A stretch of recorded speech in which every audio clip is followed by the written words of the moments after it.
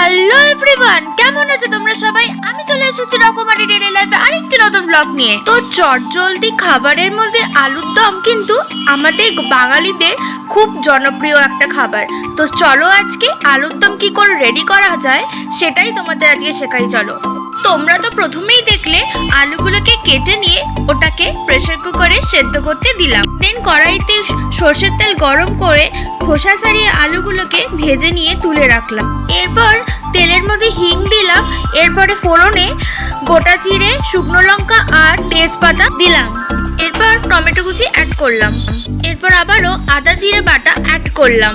এরপর সামান্য চিনি দিয়ে হলুদ, লঙ্কা আর পরিমাণ মতো নুন অ্যাড করলাম। এরপর একটু জল দিয়ে আলুগুলোকে ওর মধ্যে দিয়ে দিলাম। একটু কষানো হয়ে গেলে নামানোর আগে ঘি এবং গরম মশলা গুঁড়ো দিয়ে একটু স্ট্যান্ডার্ড টাইমে রেখে নামিয়ে নিলেই রেডি আলুর দম। তো আজকের মতো মিনি ব্লগটা এইটুকু। Please do like, share and subscribe. By.